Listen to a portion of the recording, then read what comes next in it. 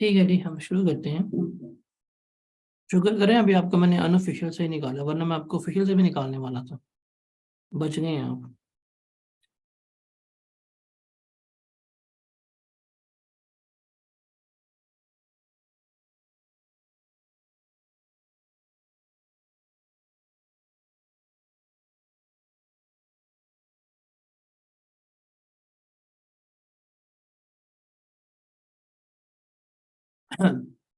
Last lecture से कोई सवाल है किसी का तो बताएं, अगर नहीं है तो हम आगे चलते हैं।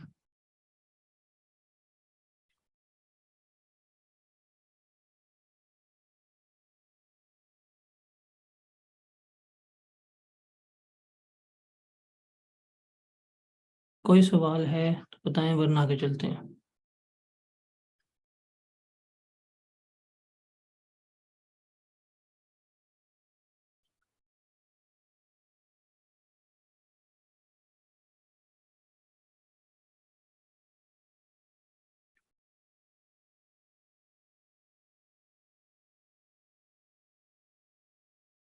ठीक है, हम इन एडमिसिबल एक्सपेंडिचर्स पढ़ रहे हैं, फिर इन एडमिसिबल एक्सपेंडिचर्स में आगे चलते हैं। आगे है कि आप जाके सेल्स टैक्स में पढ़ेंगे, या सेल्स टैक्स में थोड़ा सा आप इस चीज़ से वाकिफ होंगे कि एक हमारी गुड्स होती हैं जिन्हें हम कहते हैं थर्ड स्केजुअल आइटम्स, या जिन्हें हम रिटेल आइटम्स कहते हैं, जो हम रिटेल प्राइस पे जो हम क्या कर रहे होते हैं, जो हम रिटेल प्राइस के ऊपर सेल कर रहे होते हैं, हम रिटेल प्राइस के ऊपर बेच रहे होते हैं।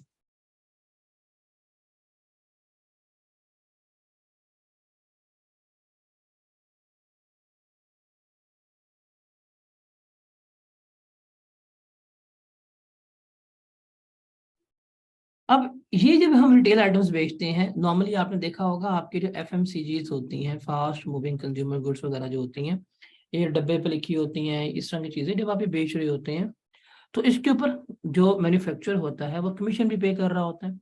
अब उस कमीशन के ऊपर क्या करनी है, हमने बात करनी है, कहता है जी कोई भी अमाउंट ऐसी है जो आपने एज अ कमीशन पे की है या पेएबल है in respect of product listed in third schedule, जो थर्ड स्केड्यूल आइटम्स थी उनके बदले में अगर बेचने के लिए आप कमीशन पे कर रहे हैं, तो वो कमीशन जो है वो आपको कितनी अलाउ है कि आप वो सिर्फ 0.2% ऑफ वैल्यू की कमीशन जो है पे कर सकते हैं।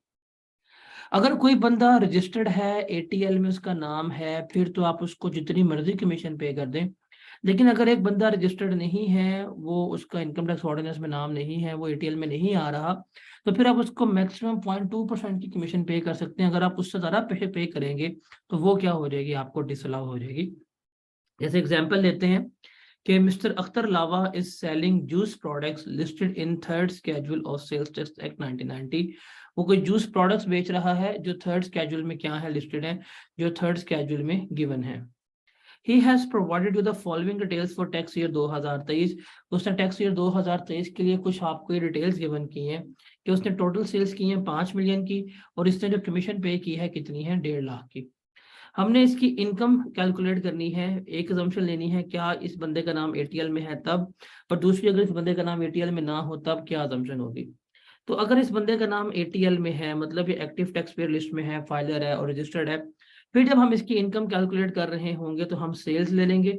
सेल्स कितनी आई है जी इसकी, 5 मिलियन की सेल्स आएंगी, वही आ जाएंगी। और जो इसने ये कमीशन पे की होंगी, ये हम क्या कर देंगे, एज इट इज लेस करवा देंगे। इसकी नेट इनकम कितनी आ जाएगी, 4850,000, ये इसकी क्या कहलाएगी, इनकम कहला रही होगी। लेकिन अगर सेकंड सिनेरियो देखें कि अगर इस अख्तर लावा का नाम एटीएल में नहीं है, अगर ये एक्टिव टैक्स पेयर लिस्ट में नहीं है, इसका नाम वहां पे नहीं है, फिर क्या होगा, फिर हम एक्सपेंस तो लेस करने जाएंगे, फिर सारा एक्सपेंस हम लेस नहीं कर पाएंगे। हमारी सेल्स आ जाएंगी, सेल्स कितनी होगी, 5 मिलियन की होगी, हम वो लिख लेंगे। और उस सेल्स में से हमने क्या करनी है, हमने लेस करनी है ये इसने जो कमीशन पे की है। कमीशन किस चीज के लिए, जो थर्ड स्केड्यूल आइटम थी उसके लिए। अब इस कमीशन में हम क्या लेंगे, रूल लगाएंगे एक्चुअल कमीशन। एक्चुअल कमीशन कितनी इसने पे की है, 1.5 लाख रुपया, वो और लेंगे 0.2% ऑफ टोटल सेल्स। इस 5 मिलियन का 0.2% क्या होता है, जरा बताइएगा।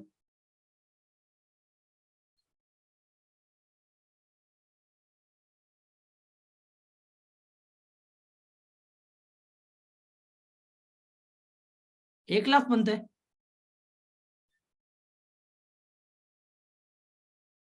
1 लाख बनता है ना, 1 लाख। अब इसमें से लोअर कौन सा है, लोअर 1 लाख है, तो आप ये 1 लाख तक ही क्लेम कर सकेगा। इसका मतलब इसकी इनकम कितनी बनेगी, 4.9 मिलियन बनेगी। इट मींस इसका एक्चुअल कमीशन पे की है 1.5 लाख, लेकिन 0.2% कितना बना, 1 लाख बना। तो कितनी अमाउंट हमने इसको डिसअलाउ कर दी है, 50,000 की रकम जो है वो हमने इसको डिसअलाउ कर दी है, बिकॉज अगर इसका नाम एटीएल में नहीं है और इसने इतनी कमीशन पे कर दी है, तो ये हमने क्या कर दी है, उसको डिसअलाउ कर दी है। Is that clear?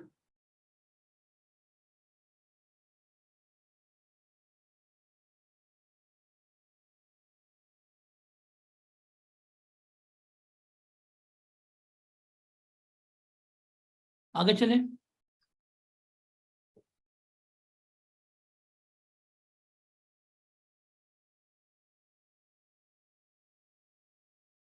आगे है जी एंटरटेनमेंट एक्सपेंडिचर्स। एंटरटेनमेंट किसे कहते हैं,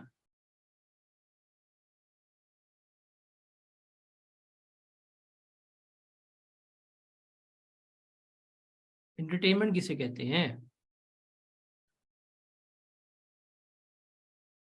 एंजॉय करना, पार्टीज करना, फंक्शंस करना, उसके ऊपर अगर आपके कोई एक्टिविटी, ओए हर रिक्रिएशनल एक्टिविटी एंटरटेनमेंट नहीं होती, अल्लाह के बंदो क्या कर रहे हो, तो इसके ऊपर आपके कोई इस तरह के एक्सपेंडिचर्स वगैरह इनकर हो रहे हैं, तो उन्हें हम क्या कहते हैं, एंटरटेनमेंट एक्सपेंडिचर्स कहलाने हैं। अगर आपने कोई भी एक्सपेंडिचर्स किए हैं अपने बिजनेस में एंटरटेनमेंट के ऊपर, मतलब एम्प्लॉयज को चाय पानी पिला दिया है, ईद मिलन पार्टी जो है वो कर दी है, ये अगर सब कुछ किए हैं तो ये आपने क्लेम करने हैं। अब ये क्लेम करने का असूल क्या होगा, ये क्लेम करने का रूल क्या होगा, उसे क्या करना है, उसे अब हमने यहाँ पे देखना है। वो कहता है जी अगर इनके मुताबिक आपके एंटरटेनमेंट एक्सपेंडिचर्स हो रहे हैं, तो आप वो क्या कर सकते हैं, आप उन्हें क्लेम कर सकते हैं। अगर इन चीजों के मुताबिक आपके एंटरटेनमेंट एक्सपेंडिचर्स हो रहे हैं, तो आप क्या कर सकते हैं, आप उनको क्लेम कर सकते हैं। और ये जो है एज इट इज क्या है, एज इट इज आपको थ्योरेटिकल क्वेश्चन भी आता है पेपर में, कि बताएं जी कौन कौन से एंटरटेनमेंट एक्सपेंडिचर जो है आप क्लेम कर सकते हैं और किस लिमिट में रह के आप क्लेम कर सकते हैं। ये पेपर में आपके साथ एज इट इज क्वेश्चन भी आते हैं। कहते हैं जी कोई भी एक्सपेंडिचर जो एंटरटेनमेंट में हुए हैं जिससे आप इनकम फ्रॉम बिजनेस अर्न कर रहे हैं, वो आपके इनकम का पार्ट बनेंगे, बट वो इसमें से होने चाहिए इस लिमिट के मुताबिक। क्या कि अगर वो एक्सपेंडिचर्स आपने पाकिस्तान में किए हैं, सच एक्सपेंडिचर्स जो एंटरटेनमेंट पे कर रहे हैं, चाय पानी पिला दिया, बोतल पिला दी, जूस पिला दी, देगे ले आए हैं, ये एक्सपेंडिचर्स जो हैं ये पाकिस्तान में होने चाहिए। अगर पाकिस्तान में नहीं हुए, पाकिस्तान से बाहर हुए, if these expenditures are incurred outside Pakistan, तो ये बिजनेस ट्रांजैक्शन से रिलेट होने चाहिए, उसका ताल्लुक बिजनेस के साथ होना चाहिए। फॉर एग्जाम्पल आप गए हैं, आपने कोई मशीन लेनी थी, इस तरह कुछ लेना था, कोई कॉन्ट्रैक्ट वगैरह करना था, उसके ऊपर एक्सपेंडिचर्स हो रहे हैं, तो वो आपके एंटरटेनमेंट एक्सपेंडिचर्स हैं, आप उन्हें क्या कर सकते हैं, क्लेम कर सकते हैं। यहाँ अगर कोई भी एक्सपेंडिचर ऐसे हैं जो हेड ऑफिस ने एलोकेट कर दिए कि यार ये बंदा बाहर जा रहा है, ये वहां पे रहे, जो मर्जी करे, इतने खर्चा जो है इसको एलोकेट कर दो, इतना खर्चा ये कर सकता है, तो जो खर्चा इसको एलोकेट किया जाएगा, जो खर्चा इसका एलोकेटेड होगा, वही क्या होगा, इसका एंटरटेनमेंट एक्सपेंडिचर कहलाएगा। कि इतने हेड ऑफिस के खर्चे जो है थे वो इसके लिए क्या कर दिए हैं, एलोकेट कर दिए।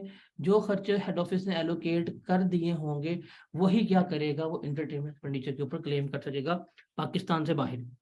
अगर कई खर्चे पाकिस्तान में हो रहे हैं, अगर फॉरेन कस्टमर्स आते हैं या आपके पास सप्लायर्स आते हैं, उनकी इंटरटेनमेंट के ऊपर उन्हें चाय बोतल पिलाने के लिए रिहाइश दे दी, खाना खिला दिया, उनके ऊपर खर्चे वगैरह कर रहे हैं, तो आप क्लेम कर सकते हैं। अगर कस्टमर्स की या क्लाइंट्स की ऊपर आप खर्चे कर रहे हैं, कौन किसके ऊपर, बिजनेस प्रेमिसेस के ऊपर, किनके ऊपर, बिजनेस प्रेमिसेस के ऊपर, कि आपकी दुकान पे आए हैं, आपके बिजनेस में आए हैं, आप उनको चाय पिला रहे हैं, खाना खिला रहे हैं, ये उनकी एंटरटेनमेंट है, तो इसके ऊपर जो खर्चे वगैरह कर रहे हैं, ये क्या हो सकते हैं, आपके क्लेम हो सकते हैं। उसके अलावा अगर शेयर होल्डर मीटिंग होती है, एजेंट्स की मीटिंग होती है, डायरेक्टर्स की मीटिंग होती है, एम्प्लॉयज की मीटिंग होती है, उसके ऊपर आप खर्चा वगैरह कर रहे हैं, देगे वगैरह इस तरह की तमाम चीजें, ये भी आप क्लेम कर सकते हैं। या अगर आपके कोई ब्रांचेस वगैरह ओपनिंग हो रही हैं, ब्रांचेस ओपनिंग के वक्त अगर आप खर्चा वगैरह कर रहे हैं, वो भी क्या है, आपको अलाउ है। तो इनके मुताबिक अगर आपके खर्चे हो रहे हैं तो ये आपको अलाउ है, आप इन्हें क्या कर सकते हैं, आप इन खर्चों को क्लेम कर सकते हैं। जैसे एग्जांपल है, एडमिनिस्ट्रेशन एक्सपेंसेस में एंटरटेनमेंट एक्सपेंडिचर शामिल है 1,28,000 रुपए के, जो फॉरेन कस्टमर्स की अराइवल के ऊपर हमने क्या किए थे, पे किए थे, तो हमने इनको बिजनेस एक्सपेंस क्लेम किया हुआ है।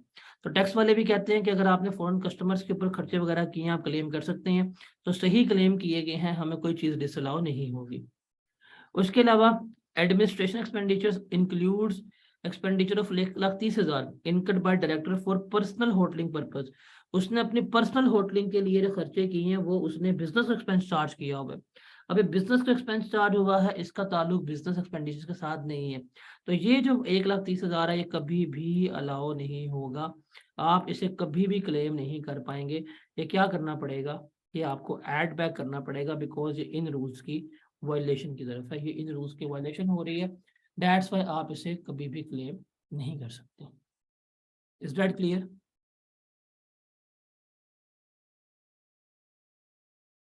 पर्सनल एक्सपेंडिचर कभी भी अलाउ नहीं होंगे, एक्सपेंडिचर बिजनेस की तरफ से होने चाहिए, बिजनेस से लिंक होना चाहिए।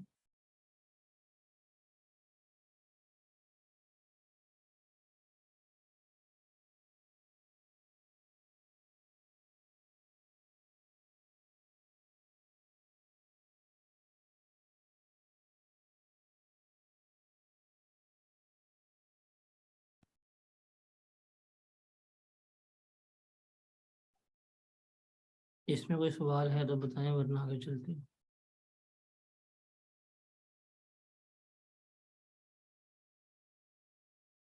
तो उसके बाद कोई भी अनअप्रूव फंड होता है, जैसे हमने अनअप्रूव पेंशन फंड पढ़ा हुआ है, अनअप्रूव प्रोविडेंट फंड पढ़ा हुआ है, या अनअप्रूव सुपर एनुएशन फंड पढ़ा हुआ है, अगर इन फंड्स में हमने कोई अमाउंट कंट्रीब्यूट की है अनअप्रूव फंड में, तो वो हमें बिजनेस एक्सपेंस अलाउ नहीं होती। अप्रूव फंड में अगर कंट्रीब्यूशन कर रहे हैं तो सिर्फ वही क्या होगी, आपको अलाउ होगी। ये कहते हैं फंड बनाओ, अप्रूव कराओ, जो तुम कंट्रीब्यूशन कर रहे हो वो हम तुम्हें अलाउ कर देंगे, हम तुम्हें क्लेम करने देंगे। अगर तुमने उसको अनअप्रूव रखा हुआ है तो फिर आप उसे क्लेम नहीं कर सकते। Is that clear?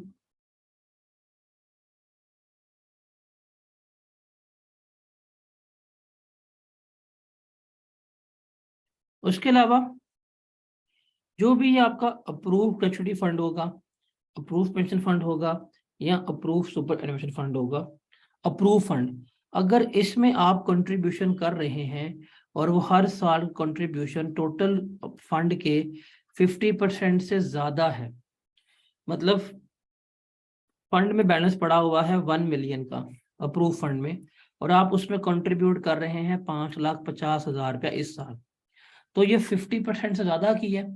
तो जितना 50% से ज्यादा किया, मतलब ये 50,000 जो आपने इन एक्सेस पे किया है, ये क्या हो जाएगा, ये आपको डिसअलाउ हो जाएगा, आप इसे कभी भी क्लेम नहीं कर सकते। तो मैक्सिमम आप टोटल फंड का 50% तक ही कंट्रीब्यूट कर सकते हैं, अगर आप 50% से ज्यादा कंट्रीब्यूट करेंगे तो वो आपको अलाउ नहीं होगा। उसके बाद है, अगर आप कंट्रीब्यूशन कर रहे हैं किसी भी प्रोविडेंट फंड में, या कोई भी ऐसा फंड जो एम्प्लॉयज के बेनिफिट्स के लिए बना हुआ है, तो उस फंड की कंट्रीब्यूशन आप क्लेम कर सकते हैं, आपको अलाउ हो सकती है। कब, किस कंडीशन पे, कि जब आप ये चीज को मेक श्योर कर दें कि जब आप इस फंड में से पेमेंट करेंगे, जब आप इस फंड में से पेमेंट करेंगे, अगर आप इस चीज को मेक श्योर कर रहे हैं कि आप इस प्रोविडेंट फंड से या इस सुपरएनुएशन फंड से जब भी एम्प्लॉय को पे करेंगे, तो पे करते हुए आप टैक्स विदहेल्ड कर लेंगे, या आपका इतना इफेक्टिव मैकेनिज्म है जो ये चीज बता रहा है कि जब भी आप एम्प्लॉयज को इन फंड से पेमेंट करेंगे तो आप टैक्स को विदहेल्ड कर लेंगे, अगर ये क्राइटेरिया आप फुलफिल कर देते हैं तो फिर आपको ये भी जो है अलाउ हो जाएगी। जैसे एग्जांपल है, सैलरी एक्सपेंसेस में पेमेंट शामिल है जो अप्रूव पेंशन फंड में आपने की है 5 लाख की, और ऑर्गेनाइजेशन के पास कोई इफेक्टिव अरेंजमेंट्स नहीं है कि जब वो 5 लाख पे करेंगे एम्प्लॉय को तो वो टैक्स विद हेल्ड कर लेंगे। अब बेशक फंड अप्रूव्ड है, बेशक आपने पेमेंट किया, लेकिन आपके पास इफेक्टिव अरेंजमेंट्स मौजूद नहीं है टैक्स को विद हेल्ड करने के लिए, तो फिर आप कभी भी इस 5 लाख को अपना बिजनेस एक्सपेंस के तौर पे ऊपर क्लेम नहीं कर सकते। उसके बाद कोई भी फाइन, कोई भी पेनल्टी जो आपने लॉ की वायलेशन में या रूल्स या रेगुलेशन की वायलेशन में आपने पे की है, आप उसे भी कभी भी क्लेम नहीं कर सकते। आपने टैक्स लेट पे किया, डिफॉल्ट से चार्ज पड़ गया, कानून की खिलाफ वर्जी कर दी है, इस तरह की चीजें होंगी जिस पे लॉ के अगेंस्ट गए हैं, वो जो वायलेशन होगी वो कभी भी आप क्लेम नहीं कर सकते। हाँ, बिजनेस पेनल्टीज आपको अलाउ है, मतलब मिस्टर ए ने मिस्टर बी से कॉन्ट्रैक्ट किया था, वो कॉन्ट्रैक्ट को फुलफिल नहीं कर पाया, उसने केस कर दिया और केस करके उससे डैमेजेस ले लिए, तो जो यहाँ पे डैमेजेस लिए जाएंगे, जो ये पेनल्टी होगी, ये अलाउ होगी, लेकिन जो लॉ के वायलेशन में है वो कभी भी अलाउ नहीं होगी। जैसे है जी, cost of sales include 45,000 paid as a fine for violation of contract with a customer for delay in supply of goods. अब ये कस्टमर के साथ है, ये बिजनेस पेनल्टी है, ये अलाउ है, आप इसको अपना बिजनेस एक्सपेंस क्लेम कर सकते हैं। कहता है जी, operating expenses include penalty of ₹25,000 impose by commissioner inland revenue for late filing of annual return. आपने रिटर्न लेट फाइल की थी और उसके से आपको मतलब डिफॉल्ट किया, ₹25,000 पेनल्टी पड़ गई। ये जो पेनल्टी है ये वायलेशन ऑफ लॉ है, आपने कानून की खिलाफ वर्जी की थी, तो इस 25,000 को आप कभी भी अपना एक्सपेंस के तौर के ऊपर क्लेम नहीं कर सकेंगे। ये क्लियर है?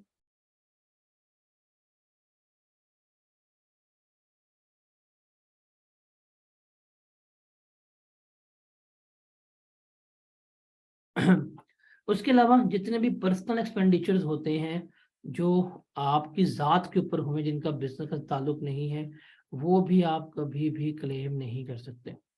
जैसे एडमिन एक्सपेंसेस में 1,30,000 शामिल है जो डायरेक्टर ने अपने पर्सनल होटलिंग पे किया है, ये उसका पर्सनल एक्सपेंडिचर्स है, आप इसे कभी भी क्लेम नहीं कर सकते। उसके अलावा कोई भी अमाउंट जो आप रिजर्व फंड में ले जाते हैं, कैपिटलाइज कर लेते हैं, सिंकिंग फंड वगैरह में ले जाते हैं, आप इसे भी कभी भी क्लेम नहीं कर सकते।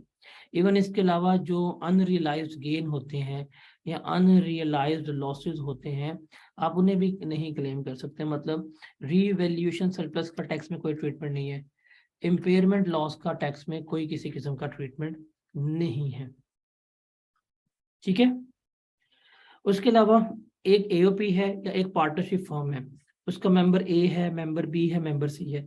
अगर ये बिजनेस मेंबर ए को, मेंबर बी को, मेंबर सी को, अपने मेंबर्स को सैलरी पे कर रहा है, इंटरेस्ट पे कर रहा है, कमीशन पे कर रहा है, इस तरह के एक्सपेंडिचर्स जो आप अपने मेंबर्स को पे कर रहे होते हैं, आप कभी भी उन्हें बिजनेस एक्सपेंस क्लेम नहीं कर सकते। वो तो अपने मेंबर को दिए, वो तो उनके प्रॉफिट में एडजस्ट होने चाहिए, तो ये कभी भी आपका बिजनेस एक्सपेंस क्लेम नहीं हो सकता। तो कोई पेमेंट, कोई सैलरी, कोई कमीशन जो एओपी अपने मेंबर्स को कर रही है वो उसे क्लेम नहीं कर सकते। ये एक एओपी है, ये एक मेंबर ए है। मेंबर ए ने अपना कोई प्रॉपर्टी जो है वो रेंट पे दी है एओपी को, जिसके ऊपर एओपी वर्क कर रही है, काम कर रही है, और एओपी इसका रेंट किसे पे कर रही है? मिस्टर ए को। यहाँ पे जो एओपी है वो रेंट की पेमेंट कर रही है, जो इसने यहाँ से जमीन ली हुई है। क्योंकि रेंटल पेमेंट है तो यहाँ पे क्या हो जाएगी, इसको अलाउ हो जाएगी, क्योंकि यहाँ पे इसने अपनी जमीन दी है किराए के ऊपर, उसके ऊपर काम किया जा रहा है, तो इसलिए जो भी जमीन दी होगी उसका रेंट जो होगा वो एओपी बिजनेस एक्सपेंस क्लेम कर सकती है। लेकिन मेंबर्स को प्रॉफिट देना, सैलरी देना, कमीशन देना, ये कभी भी क्लेम नहीं हो सकता। जैसे एग्जांपल है, salary and wages include salary paid by AOP to mister Rashid and mister Hamid ₹50,000 and 35,000 per month. एक एओपी है, वो अपने मेंबर्स रशीद और हमीद को 50 और 35,000 पर मंथ पे कर रही है, और 25,000 पर मंथ पे कर रही है अता को, जो रशीद का बेटा है, who is working as manager of the firm, जो फर्म का मैनेजर है। पार्टनर ये दोनों है, ये बंदा मैनेजर है। अब जो हमीद को पेमेंट की, रशीद को पेमेंट की है, मतलब जो 85,000 है ये कभी भी बिजनेस एक्सपेंस के तौर पर क्लेम नहीं हो सकता। हाँ, अता जो है वो कोई पार्टनर नहीं है, वो तो मैनेजर है, इसको जो 25,000 पे कर रहे हैं वो आपका बिजनेस एक्सपेंस है, इसे क्या कर सकते हैं, आप क्लेम कर सकते हैं।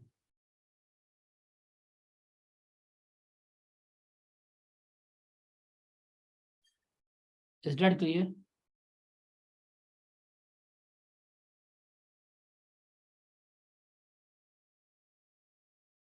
अजान हो ले फिर हम आगे चलते हैं।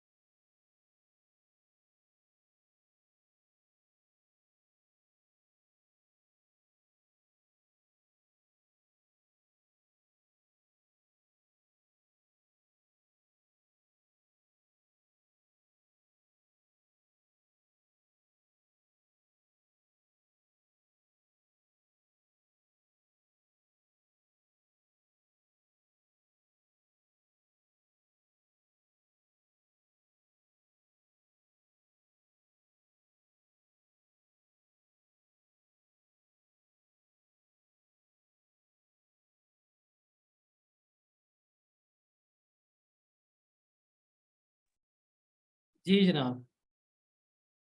हाँ, अब आगे चलते हैं। आगे हम डिस्कस करते हैं पेमेंट्स को।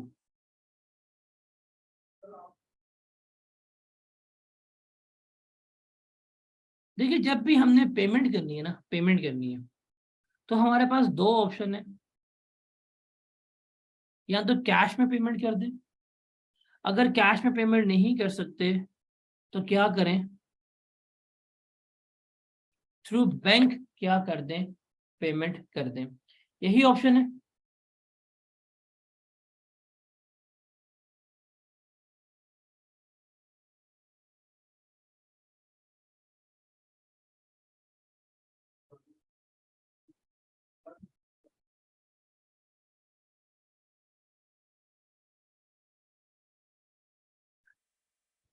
अब बताएं, जब पाकिस्तान में, क्या पाकिस्तान में हर बंदा बैंकिंग की पेमेंट कर, बैंकिंग चैनल से पेमेंट लेता है?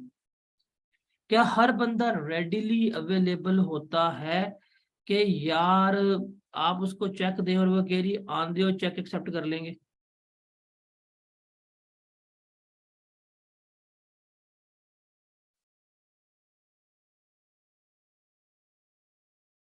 नहीं करता। अब कैश में आप पे कर नहीं सकते, आप क्या करेंगे, नॉर्मली कैश में पे करने जाएंगे। कैश में पेमेंट बड़ी मजे की होती है, एक्सेप्टेबल होती है। लेकिन जब कैश में पेमेंट करते हैं ना, यहाँ पे आ जाती है एफबीआर। वो कहते हैं कि भाईजान कैश में हम आपको पे नहीं करने देंगे। आपने पेमेंट करनी है, आपने कोई भी एक्सपेंस पे करना है, आपने कोई भी खर्चा पे करना है, आप क्या करें, आप बिजनेस के बैंक अकाउंट से पकड़ें और बिजनेस के बैंक अकाउंट से क्या करें, आप पेमेंट करें। मीन्स वो कहता है कि आप चेक के जरिए पेमेंट करें, और चेक भी कौन से होने चाहिए, क्रॉस चेक होने चाहिए। अब ये एफबीआर कह रहा है कि पेमेंट जब भी करनी है थ्रू बैंकिंग चैनल ही करनी है। अगर आप बैंकिंग चैनल के जरिए पेमेंट नहीं करोगे तो फिर क्या होगा, आप एक्सपेंस नहीं क्लेम कर सकते।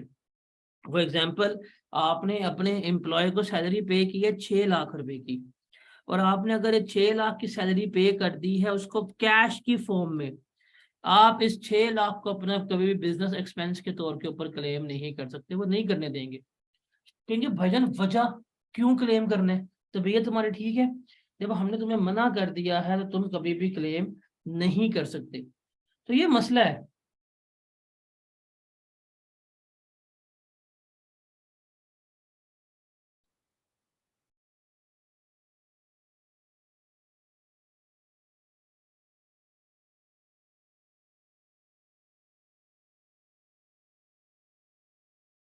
ये मसला है। अब पेमेंट्स हमने करनी है बैंकिंग चैनल के जरिए, बैंक टू बैंक पेमेंट करेंगे। आप बैंक टू बैंक पेमेंट करेंगे, जितनी मर्जी पेमेंट कर दें वो आपको अलाउ है। क्या प्रैक्टिकली पॉसिबल है पाकिस्तान में कि हम हर पेमेंट बैंक से ही करें?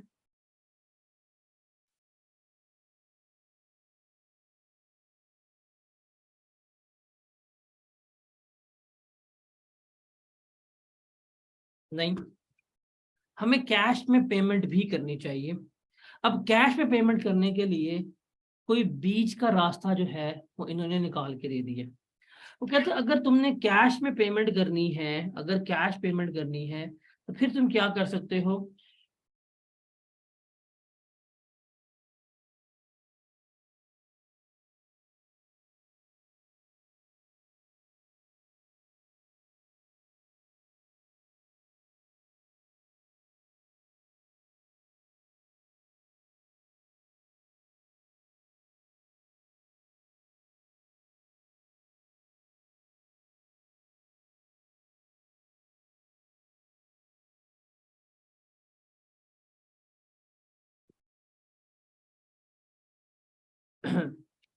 तो वो कहते हैं जी पेमेंट करनी है, आप कैश में पेमेंट कर सकते हैं।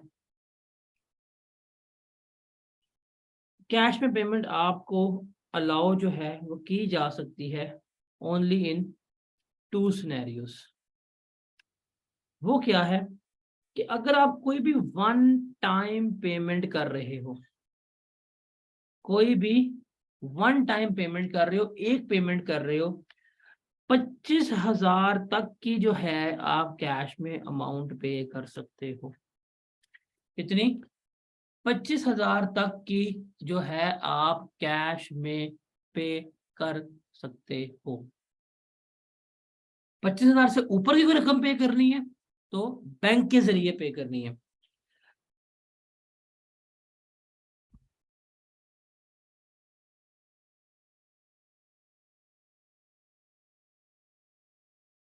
पच्चीस हजार से ऊपर की पेमेंट करनी है तो वो कैश में नहीं कर सकते। कोई पेमेंट 25,000 तक की है तो वो क्या कर सकते हैं, आप वो कैश में पे कर सकते हैं। ये वाला पॉइंट क्लियर है?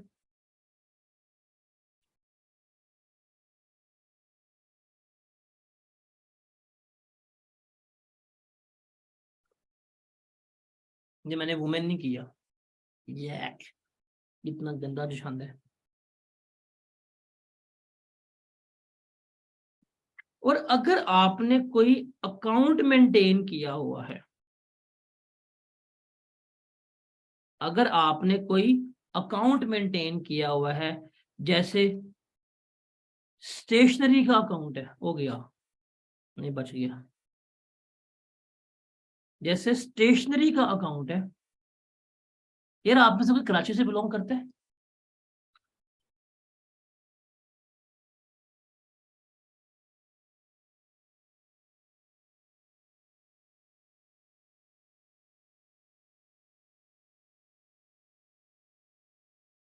यार मुझे एक सरफेस का कीबोर्ड पता करना है, मुझे कोई बंदा पता करवा के दे सकते हैं कि सरफेस का कीबोर्ड कितने का मिलेगा वहां से?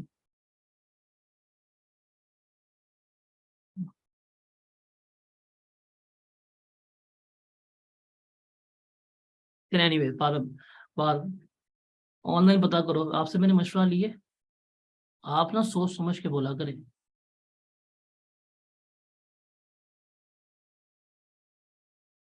अब मेरे ख्याल से अब रिमूव ही करूंगा मैं हर एक को, जो हल्का सा भी अपनी डोमेन से बाहर निकलेगा उसको हम अलविदा करते रहेंगे ग्रुप से। फिर आपको ना बाकियों को पता चलता जाएगा ये कौन कौन लोग फिर किस किस ने की है।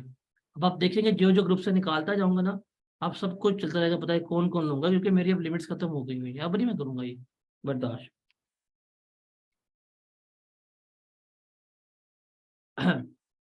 Account maintain, just take an example, stationery का अकाउंट है।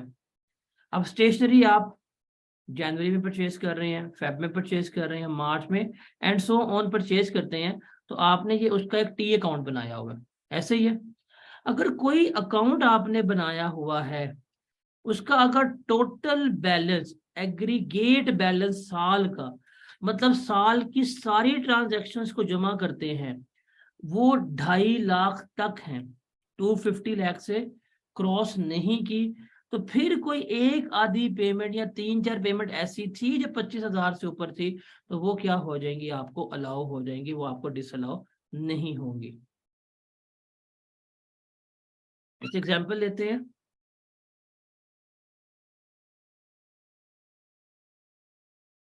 एग्जाम्पल, एक अकाउंट आपने मेंटेन किया है, किसी भी एक्सपेंडिचर अकाउंट ले लें, जनवरी, फरवरी, मार्च, अप्रैल, मई, जून, जुलाई, सितंबर, दिसंबर, ठीक है। जनवरी में पेमेंट की आपने 20,000 रुपए की, और ये सारी पेमेंट आप किस में कर रहे हैं, आप कैश में कर रहे हैं। 20 की पेमेंट की, 22 की पेमेंट की, 25 की पेमेंट की, 30 की पेमेंट कर दी है, और ये सारी पेमेंट्स कैश में हो रही हैं। ये एक पेमेंट आपने कर दी 40 की, फिर ये कर दी आपने 20 की, फिर आपने पेमेंट कर दी 27 की, फिर आपने पेमेंट कर दी 30 की, फिर आपने पेमेंट कर दी 20 की, और यहाँ पे पेमेंट कर दी 5,000। तो इसका सम करके बताएं कितना बनता है, जल्दी से सम कीजिएगा कितना बनता है।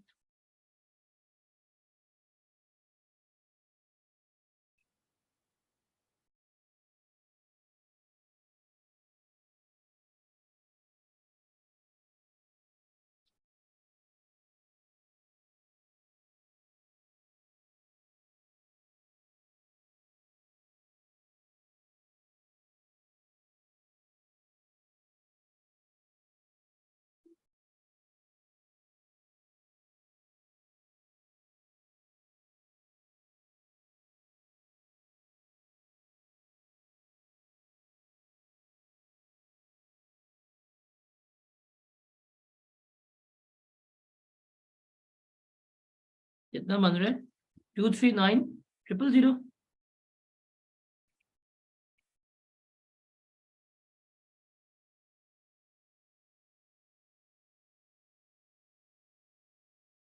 239,000 यही बन रहा है ना।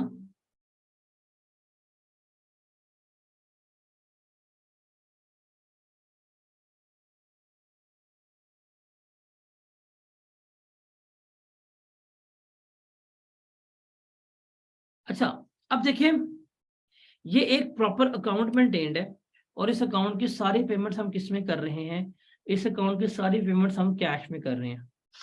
रूल क्या था कि आप कोई पेमेंट जो है 25,000 तक की कैश में एक पेमेंट कर सकते हैं, आपको वो अलाउ है, आपको डिसअलाउ नहीं की जाएगी। अभी देखो ये पेमेंट 20,000 रुपए की है, क्या ये इस रूल के तहत अलाउ है कि नहीं है?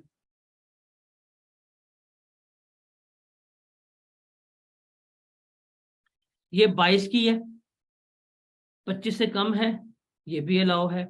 ये 25 की है, ये भी अलाउ है। तो क्या हमने यहाँ पे कोई वायलेशन की है? हमने कोई वायलेशन नहीं की। 25,000 तक की कैश में पेमेंट करनी थी, ये 25,000 तक की ही है, मैंने कैश में ही पे किया है, तो ये क्या हो गया, मुझे अलाउ है, मैं इसे क्लेम कर सकता हूँ। हम आते हैं यहाँ पे, ये पेमेंट की है अप्रैल में 30,000 की और ये किस में कर दी है, कैश में। तो क्या ये पेमेंट वायलेशन नहीं हुई?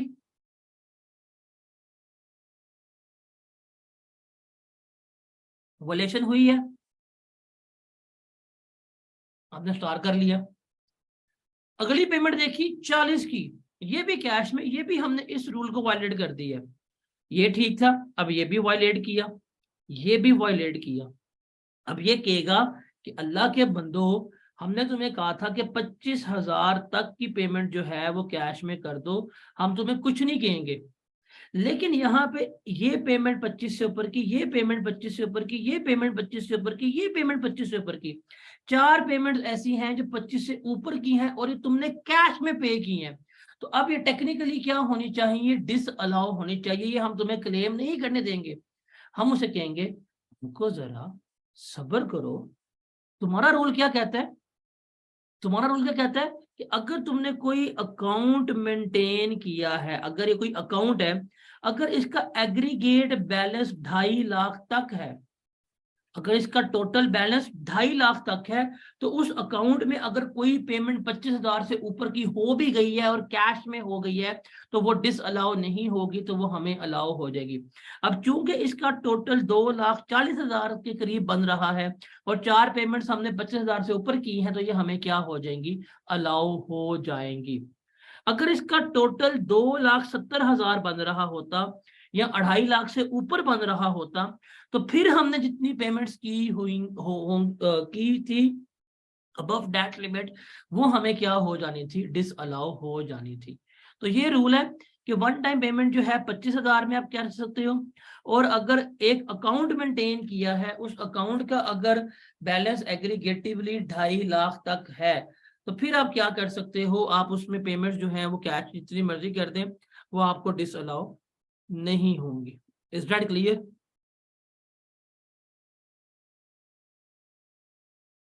उसके अलावा अगर आप एक्सपेंडिचर्स कर रहे हैं, बिल्स की payment, utility bills, freight, travel fair, postage या टैक्सेस, ड्यूटीज, फी या फाइन, या इस तरह कोई स्टैट्यूटरी ऑब्लिगेशंस हैं, जैसे कोई सरकारी फी पे करनी है या कोई लीगल फी पे करनी है, अगर इस तरह की कोई स्टैट्यूटरी ऑब्लिगेशन अगर आप पे कर रहे हैं, तो ये जितने मर्जी हो ये आप कैश में पे कर सकते हैं। ये सारे के सारे आपको अलाउ हैं, इररिस्पेक्टिव ऑफ योर पेमेंट या इररिस्पेक्टिव ऑफ योर अमाउंट। जी जनाब, ये क्लियर है। एग्जाम्पल देखते हैं। तो देखिए टोटल ऑफिस एक्सपेंडिचर जो है इस साल के 4,50,000 के हैं और सारी पेमेंट जो है वो आपने क्रॉस चेक के जरिए की हैं, एक्सेप्ट 40,000। 40,000 जो है और 9,000 जो है वो आपने कैश में किया। अब टोटल अकाउंट भी 2.5 लाख से ऊपर का है और ये पेमेंट भी वायलेशन हुई है, तो ये हमें क्या हो जाएगा, डिसअलाउ हो जाएगा। 9,000 की पेमेंट जो है वो 25,000 से कम ही है, तो वो कैश में हमें अलाउ हो जाएगी। फर्दर टोटल ऑफिस एक्सपेंडिचर जो है तो 2,49,000 है, तमाम पेमेंट क्रॉस चेक में की हैं, 20,000 और 9,000 कैश में की हैं, तो किसी चीज की वायलेशन ही नहीं हुई तो कोई चीज डिसअलाउ नहीं होगी।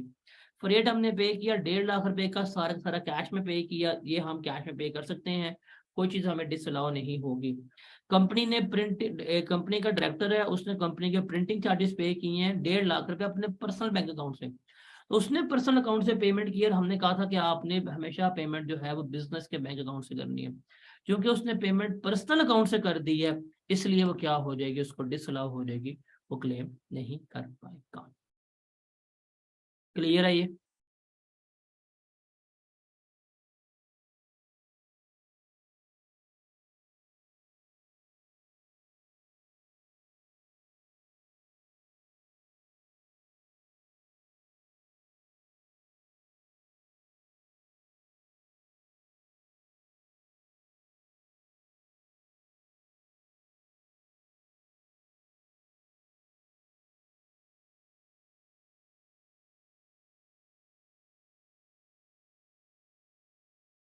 ठीक है, कल यहाँ फॉर्मेट चलते हैं और कल हम इसको वाइंड अप करते हैं। ओके,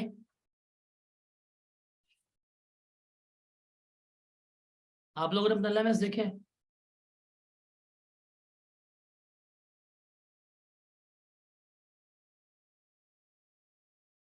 हाँ जी, फ्रेड जितना भी हो आप उसको क्लेम कर सकते हैं।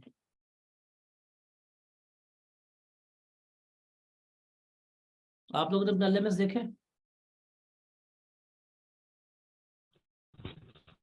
सर देखा है। तो रो क्यों रहे हो?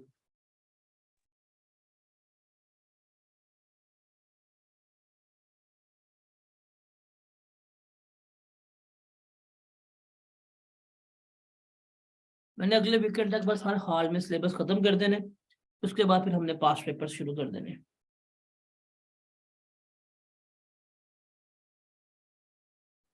बेटा अब अच्छा नहीं बनना ना, अच्छे बन के बहुत देख लिया, अब नहीं, अब मैं निकालता जाऊंगा। फिर ये रोएंगे पिटेंगे, फिर इनको चलना पता, फिर इनके साथ होती क्या है।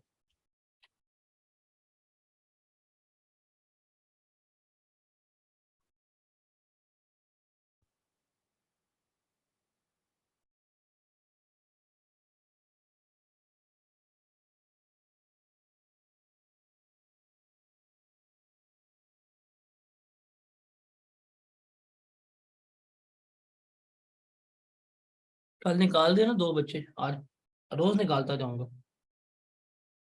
फिर बिकॉज मैंने थोड़े दिनों बाद 15 डेज चैलेंजर करना है, और फिर ये रोएंगे।